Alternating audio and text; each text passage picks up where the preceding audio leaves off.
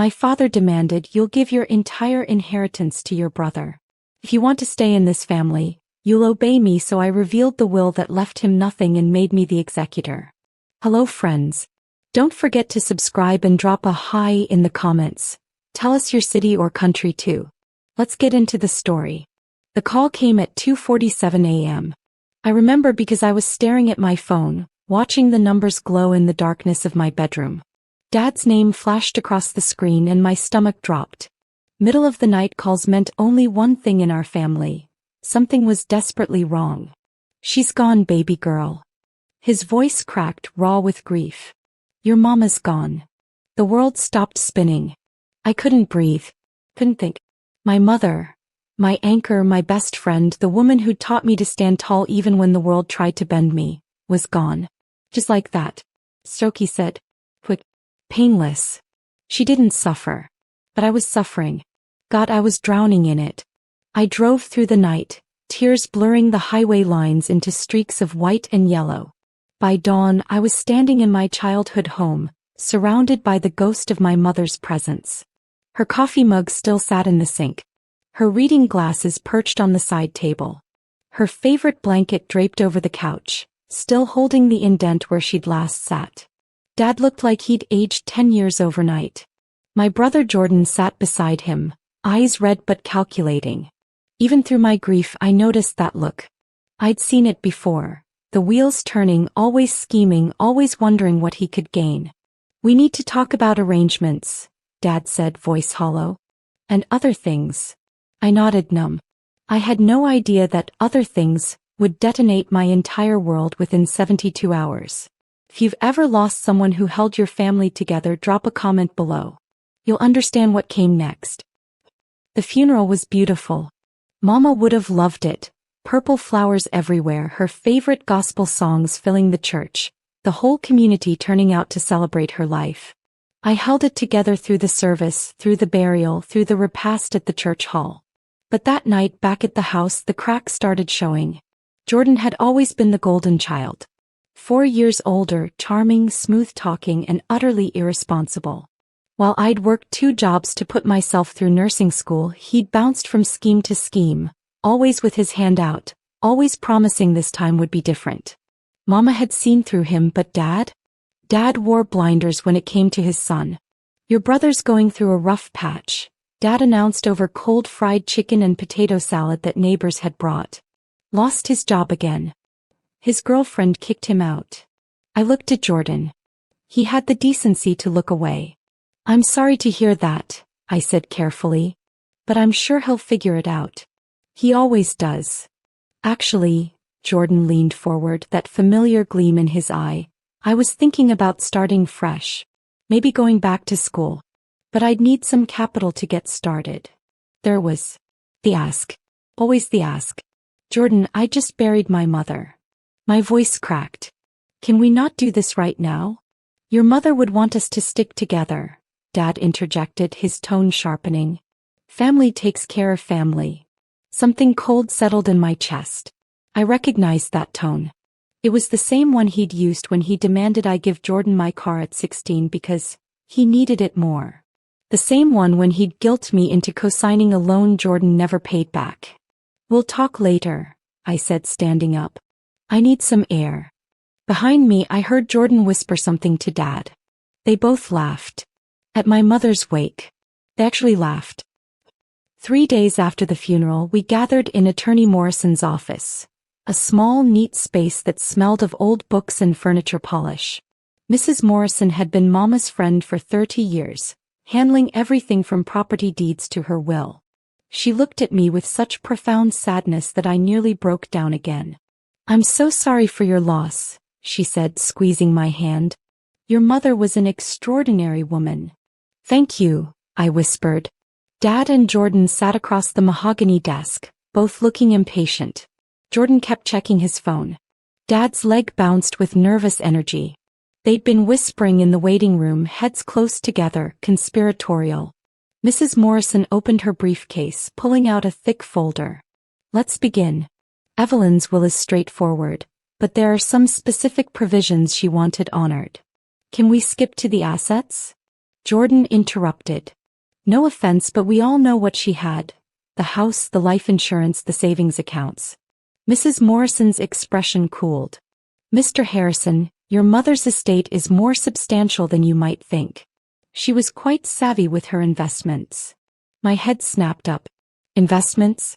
Mama had worked as a school secretary her whole life. Dad had been a postal worker. They'd lived modestly, never flashy, never extravagant. How substantial? Dad asked, leaning forward. Mrs. Morrison looked directly at me. Approximately $1.2 million. The room erupted. Jordan jumped to his feet. Dad's mouth fell open. Me. I sat frozen, unable to process what I'd just heard. 1.2 million? Where had that come from? That's impossible, I breathed. Your mother was very careful, Mrs. Morrison explained. She invested wisely over 40 years. She wanted to secure your futures. Jordan's eyes gleamed with naked greed. Dad's expression shifted into something I'd never seen before. Cold calculation replacing grief. Everything was about to change. Let's get to the distribution, Dad said, his voice tight with barely contained excitement. How's it split? Mrs. Morrison's eyes met mine again and I saw something there. A warning maybe, or solidarity. That's where things get interesting. Evelyn made me executor initially, but 3 months ago she changed it. Changed it to who? Jordan demanded. To your daughter. Mrs. Morrison nodded at me. The entire estate is under her control as primary executor and beneficiary. The silence was deafening. I couldn't breathe. Couldn't move. Mama had made me executor? Why hadn't she told me? That's ridiculous, Jordan sputtered. She's just a nurse. What does she know about handling money? What the hell, Evelyn? Dad said to the air, his face reddening. She always did favor the girl. Excuse me. The word erupted from me like a gunshot. Favor me? Are you serious right now? Mrs. Morrison raised her hand. Let me finish. The will states that the house goes to both children equally. Jordan smiled. But only if certain conditions are met. The life insurance, investments, and liquid assets are distributed at the executor's discretion, with guidelines Evelyn provided. Guidelines? I found my voice. What guidelines? Mrs. Morrison pulled out another document.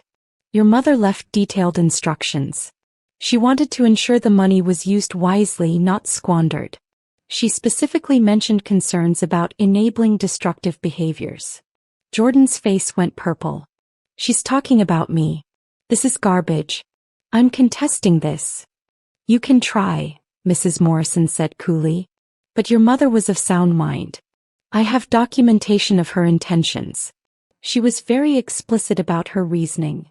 Dad stood up, his chair scraping against the floor. This is wrong. A son should inherit equally. This is disrespectful to me, to Jordan, to our family structure. Family structure? I stood too, trembling with emotions I couldn't name. Where was that structure when I needed help with college? When I worked myself sick to stay afloat? That made you strong, Dad shot back. No, I said quietly. Mama made me strong. You just made me tired. We didn't speak for a week. I stayed at my apartment across town trying to process everything. Mama had left me in charge. She trusted me with her legacy, her life's work. The weight of it pressed down on me like a physical thing. I kept finding myself in her things. Boxes of papers Mrs. Morrison had given me. Investment statements. Bank records. Letters she'd written but never sent. In one addressed to me, dated just 2 months before she died, she wrote, "Baby girl, I know this will be hard. I know your father and brother will be angry. But I trust you to do what's right, not what's easy. You've always had my strength. Use it." I cried reading that. Ugly, gasping sobs that left me hollow. The call came on Tuesday. Dad's number. I almost didn't answer. "We need to talk," he said, no preamble. "Come to the house. Tonight." "Dad, I don't think." "Tonight. 6 o'clock. Be here." He hung up. Every instinct screamed at me not to go. But some stupid, hopeful part of me thought maybe we could work this out. Maybe Dad just needed time to grieve, to adjust. Maybe Jordan would be reasonable for once in his life. I was so naive. I arrived at 5:58. Jordan's beat-up Honda sat in the driveway, along with two cars I didn't recognize. Through the window I could see people gathered in the living room. My Uncle Jerome. My cousin Tasha. Even Aunt Gloria, who I hadn't seen in 5 years. My stomach dropped. This wasn't a conversation. This was an intervention. I almost turned around. Almost got back in my car and drove away. But Mama's voice echoed in my head. You've always had my strength. I squared my shoulders and walked through that door. I had no idea I was walking into an ambush that would change everything. What would you do in this situation? Let me know in the comments, and don't forget to subscribe for the next part.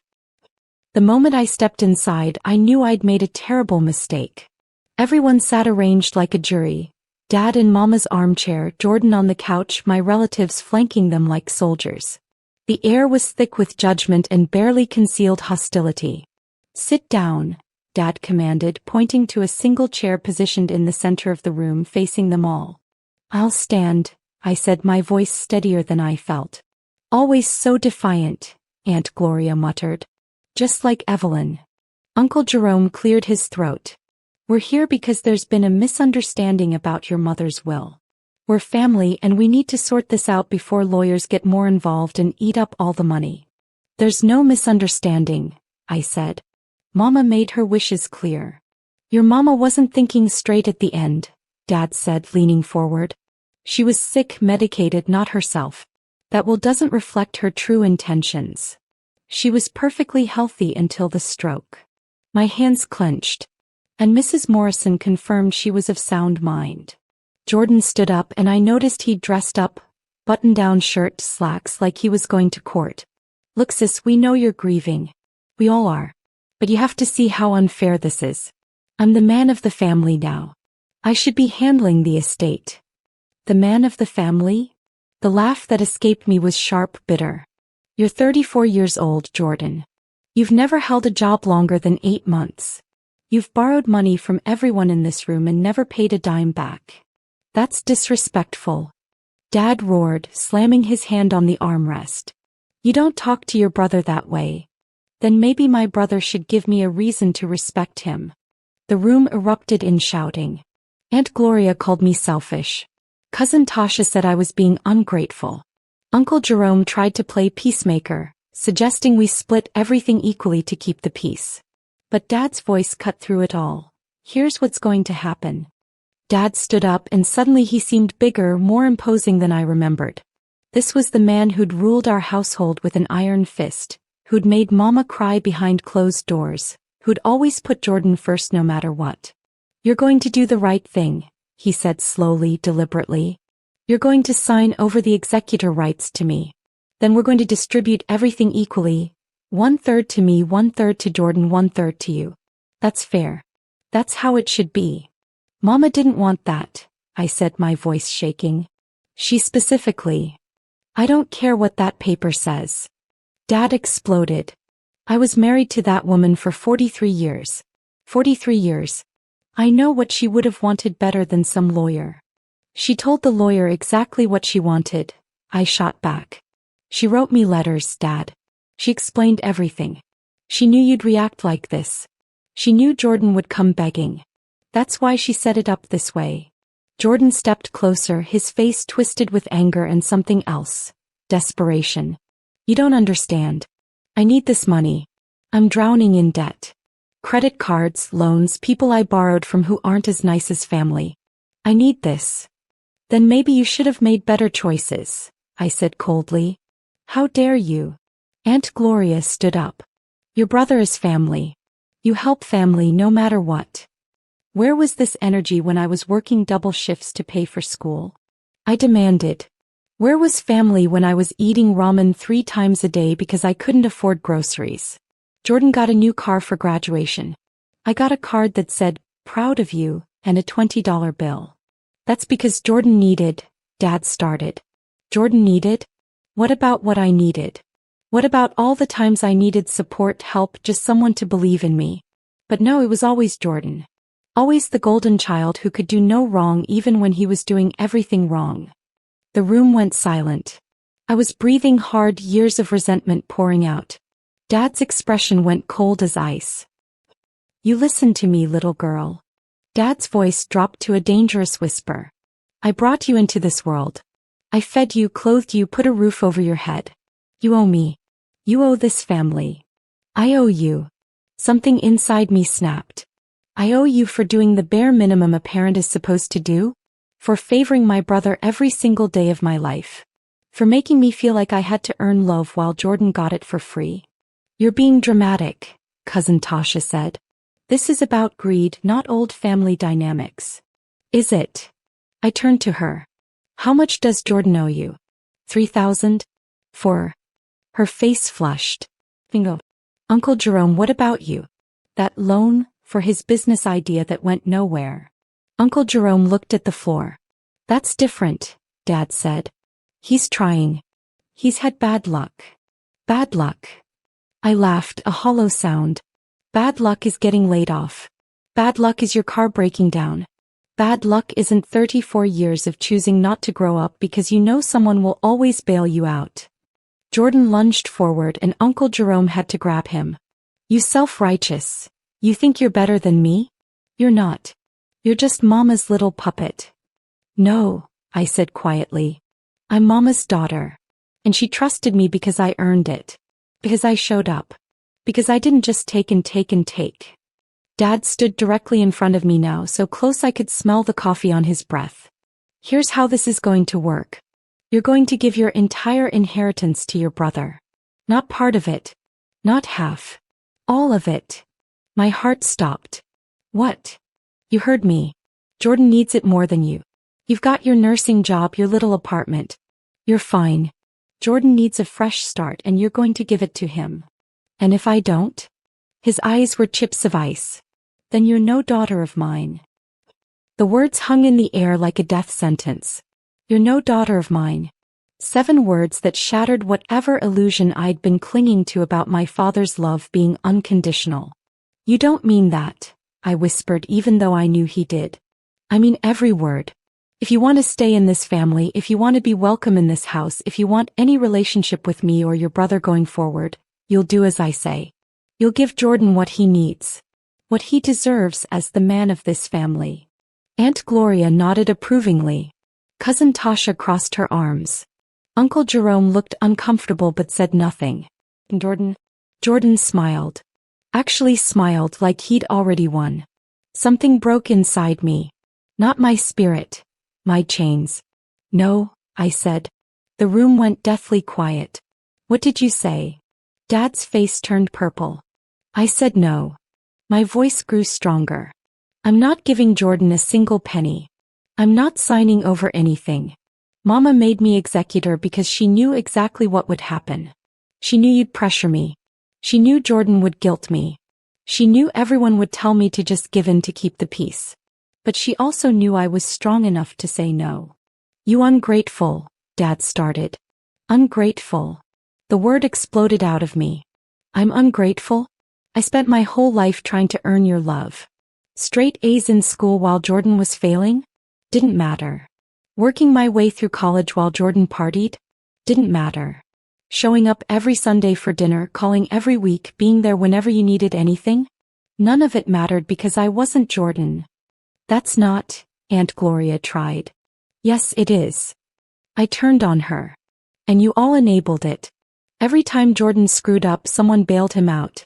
Every time he made a bad choice, someone made excuses. Well, Mama got tired of it. She saw what I couldn't see, that giving Jordan money wouldn't help him. It would destroy him. Jordan's face twisted with rage. You don't know what I need. I know enabling an addict doesn't cure addiction. I know throwing money at problems doesn't solve character flaws. I know. How dare you? Dad stepped so close I could feel his breath. You will obey me. You will give your brother. I won't. Then get out, Dad said, his voice like stone. Get out of this house. You're not my daughter anymore. The room erupted again, but I wasn't listening. I walked to my purse and pulled out the folder Mrs. Morrison had given me, The one I'd been carrying since the reading, the one I'd hoped I'd never have to use. Before I go, I said, my voice cutting through the chaos, there's something you all need to see. I opened the folder and pulled out papers, bank statements, receipts, letters. Years of documentation Mama had kept hidden away, preparing for this exact moment. Mama didn't just leave me executor because she trusted me. She did it because she knew the truth about this family. About Jordan. About you, Dad. Don't you dare, Dad warned. These are bank statements showing every penny Mama loaned Jordan over the last 10 years. $53,000. Not one payment back. Not one. Jordan's face went white.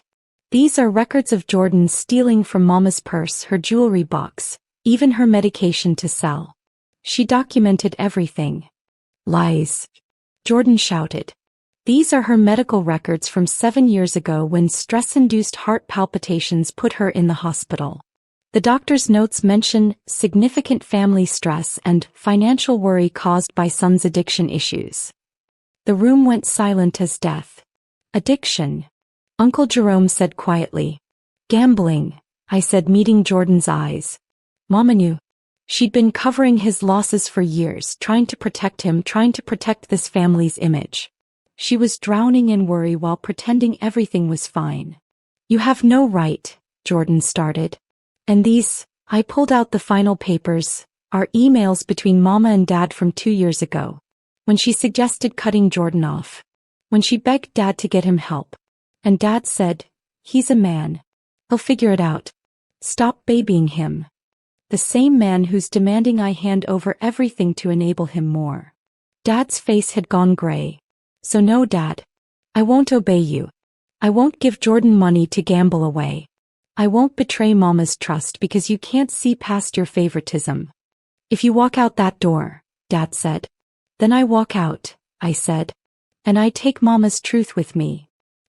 I walked out into the cool evening air, my hands shaking so badly I could barely hold my car keys.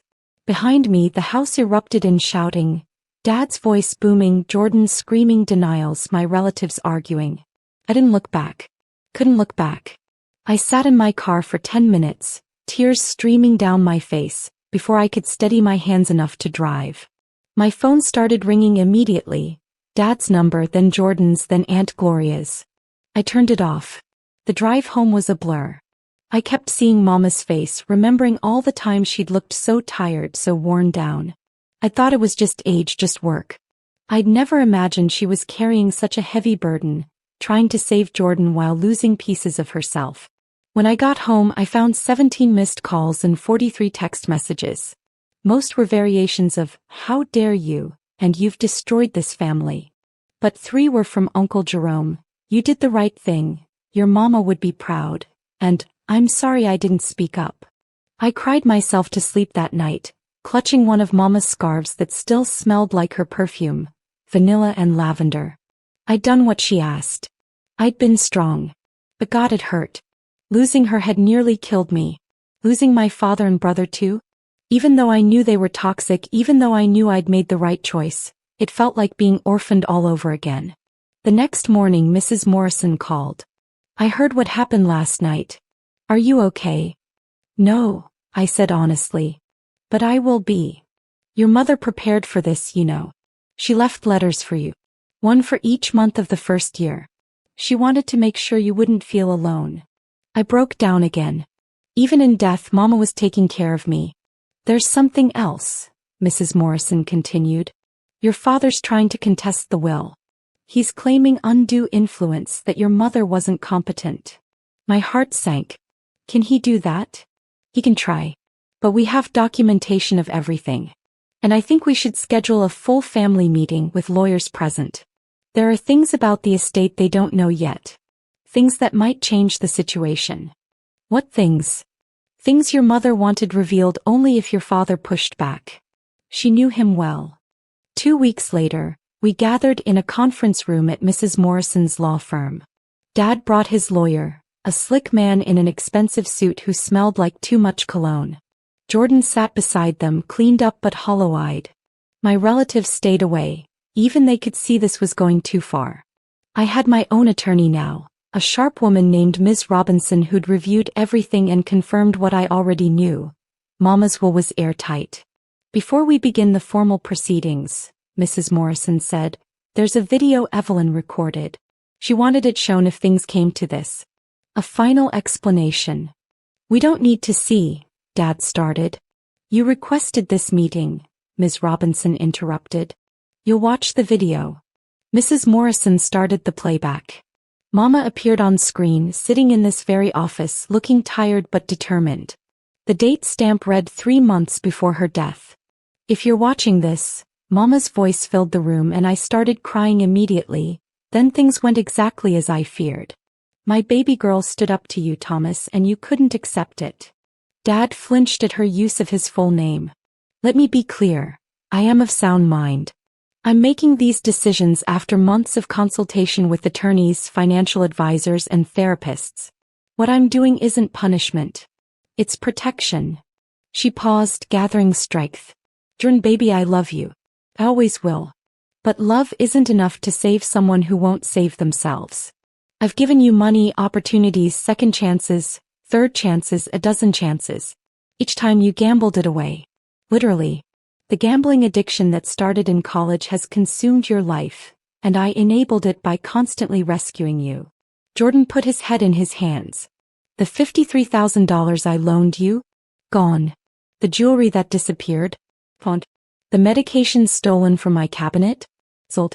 I documented everything because I knew this day would come. I knew you'd deny it. I knew your father would defend you. Mama's eyes hardened as she looked directly at the camera. Thomas, I loved you for 43 years. But you failed our son by never holding him accountable. And you failed our daughter by making her invisible while she shined brighter than the sun.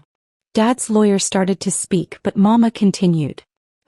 The truth is, Mama said on the video, her voice growing softer, I've been preparing for this moment for 5 years. Since the first time I saw our daughter cry in my kitchen, exhausted from working 2 shifts, apologizing for not being able to afford a birthday gift for her brother.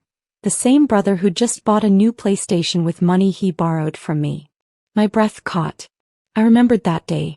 I'd been 23, so tired I could barely stand, feeling guilty for being broke when really I'd just been surviving. That's when I knew I'd failed her too. Failed to protect her from a family dynamic that would drain her dry. So I started over. I worked extra hours. I invested every spare penny. I built something that couldn't be taken away by guilt or obligation or your demands, Thomas. Mama leaned forward, looking directly into the camera, directly at me. Baby girl, by the time you see this, I'll be gone. And you'll be standing alone against everyone. You'll doubt yourself. You'll wonder if you're being selfish or cruel. You're not. You're being brave. You're doing what I couldn't do for most of my life. Choosing yourself. Tears streamed down my face. Across the table, even Jordan was crying. The money isn't just money. It's freedom. Freedom from a family that takes and never gives back. Freedom to build a life without constantly sacrificing yourself on the altar of other people's poor choices. Freedom to say no without guilt. She paused, wiping her own tears. Thomas, I hope you can forgive me someday. But I won't apologize for protecting our daughter. Jordan, I pray you get help. Real help. Not money, help. There's a provision in the will. If you complete a certified treatment program and maintain sobriety for 2 years, there's a trust fund waiting. $50,000 for a real fresh start.